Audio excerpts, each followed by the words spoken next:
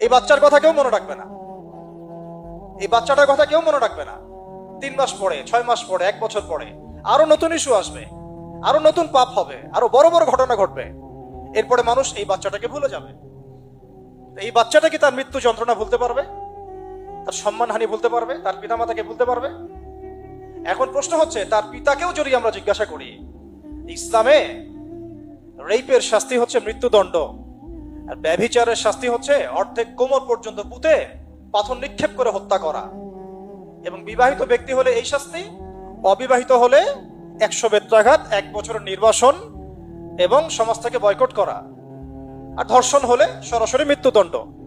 3 মাস সময় লাগার কথা না, 3 দিনের মধ্যেই করা সম্ভব। এটা শরিয়া আইন, এটা আল্লাহ রাব্বুল আলামিনের শরিয়া বিধান। এখন তারাও কি এটাতে রাজি হবেন? যারা শোক প্রকাশ করছেন তারা কি এই বিধানটা কার্যকর করতে রাজি হবেন? যে ধর্ষককে সবার সামনে প্রকাশ্যে মৃত্যুদণ্ড দেওয়া হোক, শরিয়া আইন কার্যকর করা হোক? রাজি হবেন না।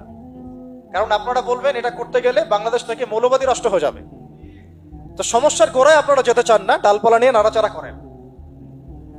জেনা ফ্রি মিক্সিংটাকে উন্মুক্ত করে দেয়া হলো, ছেলে মেয়ের অবাধ বিচরণটাকে উন্মুক্ত করে দেয়া হচ্ছে।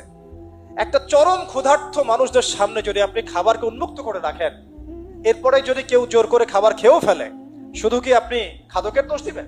পুরো সিস্টেমটাই দায়ী, পুরো সিস্টেমটাই দায়ী। এখানে আপনি নারী পুরুষকে অবাধ মেলামেশা দিয়েছেন, ফ্রি মিক্সিং এ দিয়েছেন, একদম ছোটবেলা থেকেই, স্কুল লাইফ থেকে, কলেজ লাইফ থেকে, ইউনিভার্সিটি লাইফ থেকে, জব সেকশনে, এমনকি রাজনীতি করতে গেলেও কর্পোরেট সেকশনে, ব্যবসায়িক সেকশনে, অফিস আদালতে, সব জায়গায় ফ্রি মিক্সিংকে অবাধভাবে আপনি উন্মুক্ত করে দিয়েছেন, আমরা উন্মুক্ত করে দিয়েছি। এর উপরে ছড়িয়ে দিয়েছি পর্নোগ্রাফি। পর্নোগ্রাফি সবার ফোনে ফোনে। পর্নোগ্রাফি দেখতে থাকলে একটা মানুষ বাচ্চাকে না, কয়েকদিন পরে পশুর সাথেও জেনা করতে পারে। যদি সামনে দেখেন যে মানুষ পশুর সাথে জেনা করেছে, আপনারা অবাক হতে পারেন, আমি অবাক হব না। কারণ পর্নোগ্রাফি মানুষকে পশুর সাথেও জেনা করতে শেখাবে।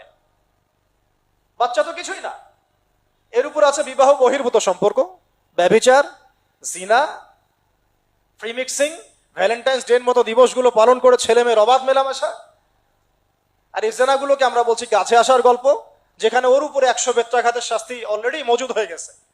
আর কতগুলো যে জেনা হয়েছে এটা তো আল্লাহ পাক ভালো জানেন। একটা দুইটা তো করে নাই, একটার পর একটা চেঞ্জ করেছে। বিবাহিত ব্যক্তি পর্যন্ত অন্যের স্ত্রীর সাথে জেনা করেছে। আর এটা তো ধর্ম তো অনেক বড় বিষয়, ধর্ম তো অনেক বড় বিষয়। এটা তো একটা মানবতা বিরোধী অপরাধ, এটা তো একটা মানবতা বিরোধী অপরাধ। এখন সমস্যা কি এক কেন্দ্রিক? এটা বহু